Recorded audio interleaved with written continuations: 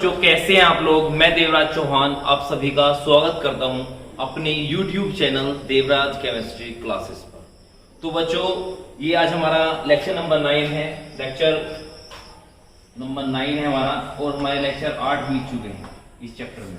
क्योंकि बेसिक से करा रहे हैं तो हमें कोई वो नहीं है कि कितना हमें टाइम लगेगा, पर हमारा चैप्टर अच्छा तरीके से हो जाना चाहिए। इस चैप्टर में कुछ भी प्रॉब्लम नहीं होनी चाहिए आपके लिए, ठीक है। तो हम आपके लिए लगातार बेटा बेसिक से वीडियो बना रहे हैं। कुछ प्रॉब्लम हो कमेंट बॉक्स में पूछ लेना, मैंने आपको पहले ही बोला हुआ है 24/7 आपका रिप्लाई जरूर हो, ठीक है। तो आज हम बेटा इस चैप्टर में बहुत ही इंपॉर्टेंट विषय संकुलन क्षमता के बारे में आपको बताने वाले हैं, जो पेपर में हर आने वाला है इस बार। जो कि पेपर में क्या होगा बेटा इस बार पक्का आने वाला है, क्योंकि हर साल क्वेश्चन आता है संकुलन क्षमता पे, संकुलन क्षमता निकालिए इस टाइप में, ठीक है। तो बच्चों वीडियो को अंत तक देखना, क्योंकि बहुत ही ज्यादा इंपॉर्टेंट क्वेश्चन होने वाले हैं आज की इस वीडियो में आपके लिए, ठीक है। तो आज हम क्या पढ़ाएंगे आपको, संकुलन क्षमता पढ़ाएंगे इस वीडियो में, वॉइड्स पढ़ाएंगे, रिक्तियां पढ़ाएंगे, थोड़ा सा डोपिंग के बारे में बताएंगे क्या होता है क्या नहीं। तो बहुत ही, क्योंकि वीडियो को अंत तक देखना, अंत में आपके लिए एकदम धमाका होगा। 100% एग्जाम में क्वेश्चन आएगा बेटा। तो आज हम पहले बात करते हैं रिक्तियां के बारे में। इसके बारे में बात करते हैं रिक्तियां। रिक्तियां क्या है, ठीक है। रिक्तियां वॉइड्स बोलते हैं, रिक्तियों क्या बोलते हैं, वॉइड्स। क्योंकि प्रीवियस वीडियो में हमारा जो था क्लोज पैकिंग कंप्लीट हो चुकी थी बेटा। आज हम बात करेंगे रिक्तियों के बारे में। तो रिक्तियां क्या होती है बेटा, वही जो हमने निबिड़ संकुलन में जो वैकेंट स्पेस बच रहा था, किसी क्रिस्टलीय संरचना में अवयवी कणों के बीच बचे रिक्त स्थान को, बचे खाली स्थान को, बचे वैकेंट स्पेस को क्या कहते हैं, रिक्तियां कहते हैं। क्या कहते हैं बेटा, रिक्तियां बोलते हैं, वॉइड्स। जैसे ये है, ये जो स्पेस बचा हुआ ना खाली, इसको वॉइड्स हैं। क्या है, वॉइड्स, रिक्तियां हैं। क्या है, रिक्तियां हैं। जैसे हमने अभी तुमने पढ़ा था कि निबिड़ संकुलन, ये पढ़ रहा था, ये पढ़ रहे थे, तो उनके बीच का ये वैकेंट स्पेस बच रहा है, ये वैकेंट स्पेस है, ये वैकेंट स्पेस है। तो ये क्या है, रिक्तियां तो है सब। तो अवयवी कणों के बीच, क्या बेटा, अवयवी कणों के बीच बचे रिक्त स्थान को क्या बोलते हैं, रिक्तियां बोलते हैं। क्या बोलते हैं, रिक्तियां, ठीक है। तो रिक्तियां जो होती है हमारी 3 प्रकार की होती है। मेन त्रिकोणीय रिक्ति,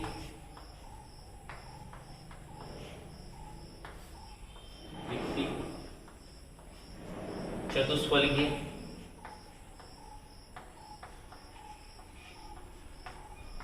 रिक्ति, और अष्टफलकीय रिक्ति, फलकीय रिक्ति। क्या बेटा, अष्टफलकीय रिक्ति, ठीक है। त्रिकोणीय रिक्ति ट्रायंगुलर वॉइड्स, चतुष्फलकीय रिक्ति टेट्राहेड्रल वॉइड्स, अष्टफलकीय रिक्ति ऑक्टाहेड्रल वॉइड्स। तो क्या है, 3 अवयवी कणों से मिलकर बनने वाली रिक्ति त्रिकोणीय रिक्ति कहलाती है, 4 अवयवी कणों से मिलकर बनने वाली रिक्ति चतुष्फलकीय रिक्ति कहलाती है, और 8 अवयवी कणों से मिलकर बनने वाली रिक्ति क्या कहलाती है, अष्टफलकीय रिक्ति कहलाती है। फॉर एग्जाम्पल,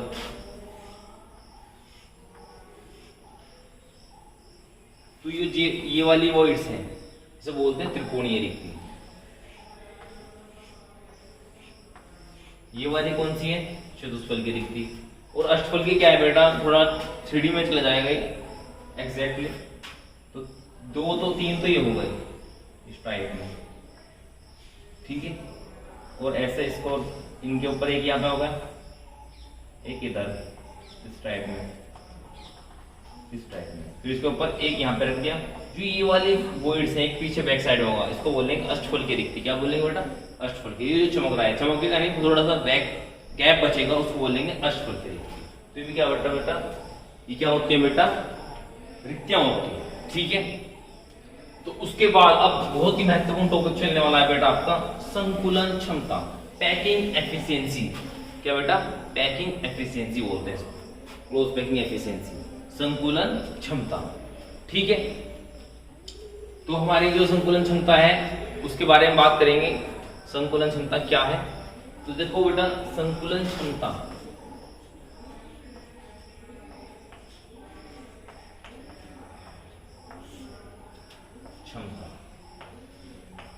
उसको बोलता है पैकिंग एफिशिएंसी। आता है क्वेश्चन एग्जाम में, ठीक है एफिशिएंसी। तो क्या है बेटा पैकिंग एफिशिएंसी, संकुलन क्षमता? इसका सूत्र क्या होता है बेटे? क्वेश्चन आते हैं इसमें, और वैसे नोट भी इंपॉर्टेंट है इसमें।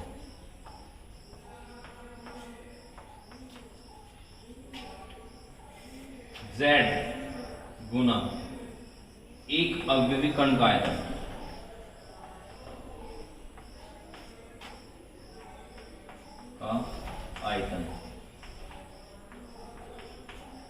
बटे सेल का कुल आयतन।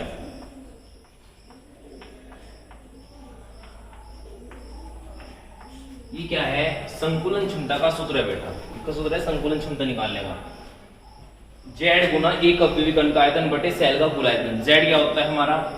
रैंक, इकाई सेल में जो रैंक निकलवाई थी, कुल परमाणु की संख्या। अवयवी कण का आयतन निकाल लेंगे, यहाँ पे सेल का कुल आयतन। अगर प्रतिशत संकुलन क्षमता निकाल रहे हैं तो मल्टीप्लाई 100 हो जाएगी। किसने हो जाएगी बेटा? हमें 100 से मल्टीप्लाई करेंगे, ठीक है। तो ये हमारा क्या है? पैकिंग एफिशिएंसी निकालने का क्या है बेटा? फॉर्मूला है। और ये नोट्स बहुत इंपॉर्टेंट है जो मैं बताऊंगा। जो सिंपल, जो मतलब साधारण इकाई सेल है, मतलब साधारण एकक कोशिका होती है बेटा, उसमें जो पैकिंग एफिशिएंसी कितनी होती है सिंपल इकाई सेल के लिए? 52.4% होती है पैकिंग एफिशिएंसी। मतलब इतने नजदीकली वे जुड़े होते हैं। और कितना? 47.6%। कितना बेटा? 47.6% इसमें वॉइड्स पाई जाती है। क्या पाई जाती है? वॉइड्स। ये पैकिंग एफिशिएंसी है, मतलब प्रतिशत संकुलन क्षमता। साधारण इकाई सेल के लिए कि संकुलन क्षमता जो होती है प्रतिशत, वो कितनी होती है? 52.4%। कितनी होती है बेटा? 52.4%। और जो हमारी पैकिंग एफिशिएंसी है वो कितनी होती है? पैकिंग एफिशिएंसी कितनी है? 52.4%। और जो वॉइड्स होंगी, जो रिक्तियां होंगी इसके अंदर, वो कितनी होंगी बेटा? 47.6%। जो हमारा अंतः केंद्रित बीसीसी इकाई सेल है, कौन सी इकाई सेल है बेटा? बीसीसी, अंतः केंद्रित इकाई सेल। तो उसके लिए हमारी पैकिंग एफिशिएंसी कितनी होती है? 68%। कितनी होती है बेटा? 68%, ठीक है। तो 68% हमारी पैकिंग एफिशिएंसी होती है। और इसमें वॉइड्स कितनी होती है बेटा? 32%। कितनी होती है? 32%, ठीक है। जो हमारा ये है थर्ड वाला एफसीसी, एफसीसी के लिए जो हमारा पैकिंग एफिशिएंसी होती है वो कितना होती है बेटा? 74%। कितना होती है बेटा? 74%। 74% हमारी क्या होती है बेटा? पैकिंग एफिशिएंसी होती है। कितनी होती है? 74%। और जो इसकी क्या हमारा वॉइड्स होंगी वो कितनी होंगी? 26% वॉइड्स पाई जाएंगी। किसके अंदर? एफसीसी के अंदर। तो तुम देख रहे हो बहुत इंपॉर्टेंट नोट्स हैं ये जो नोट लिखे हुए हैं। साधारण इकाई सेल में प्रतिशत संकुलन क्षमता होती है 52.4%। वॉइड्स कितने होते हैं? 47.6%। बीसीसी जो इकाई सेल है इसमें 68% हमारी क्या होती है? प्रतिशत संकुलन क्षमता। और 32% क्या होती है हमारी? वॉइड्स। एफसीसी में 74% क्या होती है बेटा? प्रतिशत संकुलन क्षमता। और 26% क्या होती है बेटा? वॉइड्स। ये तो एक नंबर के लिए होता है। अब 2 नंबर में जो क्वेश्चन आएगा तुम्हारा, 3 नंबर में क्या क्वेश्चन आएगा, वो किस टाइप से आएगा? वो तुम्हारे से ये प्रतिशत संकुलन क्षमता निकलवाएगा, कैलकुलेट कराएगा। भाई साधारण इकाई सेल के लिए प्रतिशत संकुलन क्षमता ज्ञात करो, अंतः केंद्रित इकाई सेल के लिए प्रतिशत संकुलन क्षमता ज्ञात करो, या फलक केंद्रित इकाई सेल के लिए प्रतिशत संकुलन क्षमता ज्ञात करो। तो ये हमें निकालना होगा प्रतिशत संकुलन क्षमता इनके लिए। तो यहाँ ध्यान देंगे बेटा, आप कैसे देखो कैसे कैलकुलेट करेंगे।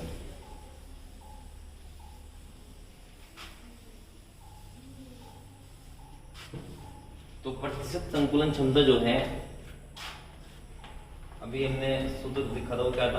प्रतिशत संकुलन क्षमता सूत्र था हमारा Z मतलब रैंक और अवयवी कण का आयतन 1 आयतन। ये सूत्र था, अभी हमने लिखा था जो, इससे कैलकुलेट करेंगे बेटा। और सेल का कुल आयतन,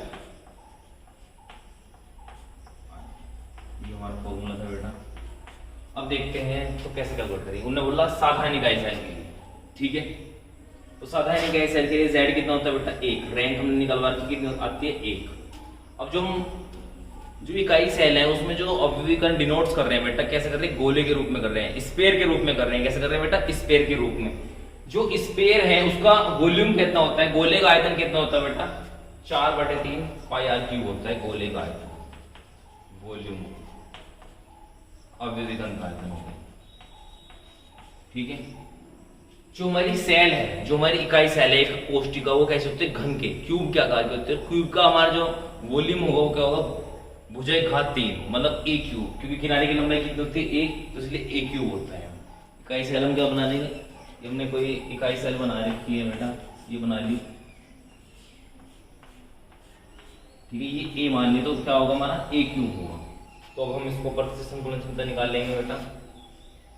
तो वॉल्यूम ऑफ क्यूब कितना हो जाएगा a क्यूब, मतलब सेल का कुल आयतन हो जाएगा, ठीक है। तो कैलकुलेट करेंगे परसेंटेज पीसी, मतलब पैकिंग एफिशिएंसी, ठीक है, प्रतिशत संकुलन क्षमता, संकुलन क्षमता। इसके लिए 1 हो गया 4/3 पाई r क्यूब हो गया अभिविकर्ण का आयतन, और ये कितना होगा बेटा हमारा सेल का आयतन a क्यूब।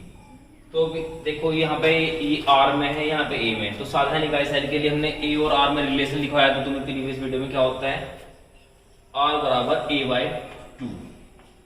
तो यहाँ से r की वैल्यू लिख दो, डायरेक्टली लगा दो इसमें।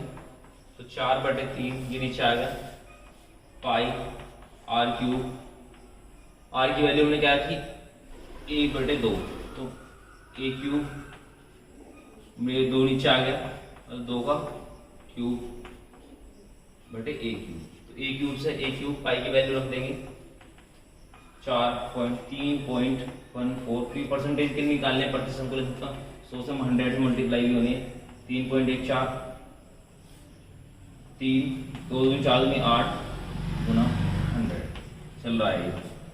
पॉइंट हटा देंगे यहाँ से, ये हो गया 4 दूनी 8 2 के 6, 314 को हम 6 से मल्टीप्लाई करेंगे, कितना आएगा हमारा 52.4%। कितना आएगा बेटा 52.4%। तो ऐसे निकाल लेंगे हम क्या प्रतिशत संकुलन क्षमता। बहुत ही इंपॉर्टेंट है बेटा प्रतिशत संकुलन क्षमता, बहुत इजी वे में निकलवाया, वरना बहुत अलग अलग तरीके भी होते हैं इनके निकालने के, तो हमने बहुत ही इजी वे में निकलवाया तुम्हें कैसे निकालते हैं, ठीक है। तो ये हमने साधारण इकाई सेल के निकाल लिए। तो अब किसके लिए निकालेंगे बेटा हम फलक केंद्रित इकाई सेल के लिए। किसके लिए कैलकुलेट करेंगे बेटा एफसीसी के लिए कैलकुलेट करेंगे। तो एफसीसी के लिए क्या होगा r बराबर a/2√2, ये रिलेशन होता है। z की वैल्यू 4 होती है, ये जो मैं जरूरत पड़ेगी उनके लिए निकाल रहे हैं हम वही। तो प्रतिशत संकुलन क्षमता निकालने जा रहे हैं एफसीसी के लिए। z कितना हो गया हमारा 4, अभिविकर्ण का आयतन वही 4/3 पाई r क्यूब, और सेल का आयतन a क्यूब वही। यहाँ से r की वैल्यू यहाँ पे रख दो इसमें a के फॉर्म में, क्योंकि यहाँ नीचे a आ जाए, a की वैल्यू रख दो नीचे यहाँ पे। तो इसकी मल्टीप्लाई करेंगे 16 आ गया पाई, ये नीचे आ गया 3, तो a क्यूब यहाँ पे है ही। अब 2√2 का क्या होगा क्यूब होगा, तो इससे तो ये चला गया, तो यहाँ ध्यान देंगे 16 × 3.14 इसका क्यूब हो रहा है। तो 2 दूनी 4 दूनी 8 और इसका क्यूब होगा, तो क्या होगा यहाँ से 1 2 बाहर जाएगा, दूनी 16 क्या जाएगा 3 गुना 16√2, ठीक है। ये तो कट गया 16 गया, तो 100 चल रहा है यहाँ पे 3.14 × 100, 3 गुना 1.4 4 1 4, इसकी जब हम पूरा कैलकुलेट कर देंगे कितना आ जाएगा हमारा 74%। कैलकुलेट कर लेना बेटा। तो ये हमारा क्या है एफसीसी के लिए। ऐसे किसके लिए निकालना है, अंतकेंद्र के लिए निकालना जरूर हो जाएगा बेटा, बिल्कुल ऐसे ही करना है। तो एग्जाम में वो आपसे डायरेक्टली नहीं पूछेगा भाई साधारण इकाई सेल के लिए निकाल लो या अंतकेंद्र के लिए निकाल लो या किसके लिए निकाल लो, फलक केंद्रित के लिए। थोड़ा सा उलझा देगा तुम्हें, थोड़ा सा क्या करेगा उलझाने की कोशिश करेगा एग्जाम में। तुम्हें क्या उलझाने के लिए कोशिश करेगा बेटा, वो ये करेगा कि डायरेक्टली तुम्हें एफसीसी के लिए नहीं बोलने का या बीसीसी के लिए नहीं बोलने का। वो कहेगा कि किनारों पर है जो हमारी इकाई सेल होती है, क्यूबिक सेल होती है, वो कॉर्नर्स पे बोलता है। कोने का जहाँ जिक्र होगा, कोने की जहाँ जिक्र होगा वहां पर कौन सी बोल लेगा, वो साधारण इकाई सेल। क्योंकि साधारण इकाई सेल में क्या है बेटा, जो हमारे अवयवी कण होते हैं वो किसके होते हैं, कोनों पे पाए जाते हैं। कहाँ पाए जाते हैं, कॉर्नर्स पे। उसने बोला कि एक इकाई सेल है जिसके कॉर्नर्स पर अवयवी कण उपस्थित हैं, तो इस इकाई सेल के लिए पैकिंग एफिशिएंसी बताओ, संकुलन क्षमता बताओ बेटा, ठीक है। फिर दूसरा जो है हमारा वो क्या बोलेगा, एक इकाई सेल है जिससे केंद्र पर कोई अवयवी कण उपस्थित है, केंद्र से होकर गुजरता है, तो इसके लिए क्या बताओ, पैकिंग एफिशिएंसी बताओ। केंद्र पे क्या पाया जाता है, अंतकेंद्र इकाई सेल में। तो उसने अंतकेंद्र ना कह के केंद्र का जिक्र कर दिया, तो उसके लिए अंतकेंद्र के लिए निकालना। इसने ये बोल सकता है कि एक इकाई सेल है जिसके विकर्ण पर अवयवी कण स्पर्श करते हैं, तो उस इकाई सेल के लिए प्रतिशत संकुलन क्षमता क्या करो। विकर्ण क्या होता है, यहाँ पे खींचते हैं, इधर फलको। उसने विकर्ण या फलकों पर ना कहेंगे, विकर्ण पे कह दिया, फलकों पर ना कहेंगे, विकर्ण पे बोल रखा उसने, तो ये कौन सी इकाई सेल होगी, फलक केंद्र। तो डायरेक्टली ना कहेंगे, इंडिविजुअली बोल सकता है, तो हमें पहचानना पड़ेगा कौन सी इकाई सेल है। तो एग्जाम बेटा ये क्वेश्चन आता ही आता है, ठीक है। तो जो हमारी नेक्स्ट वीडियो है बेटा, वो क्रिस्टलीय ठोसों में घनत्व कैसे कैलकुलेट करते हैं उस पर आधारित होगी। बहुत इंपॉर्टेंट क्वेश्चन है, उस पर भी न्यूमेरिकल आता है, ठीक है। तो इस चैप्टर से ज्यादा न्यूमेरिकल आने की संभावना ही रहती है। तो ये जो हमारी वीडियो, इनको बेटा अंत तक देख रहे हैं, क्योंकि अंत में भी मैंने तुम्हें बताया कितना अच्छा बताया कि आज आते हैं एग्जाम में ही, ठीक है। तो अगर आपकी वीडियो अच्छी लगे तो बेटा लाइक करें, शेयर करें और हमारे चैनल को सब्सक्राइब करें। Please watching my YouTube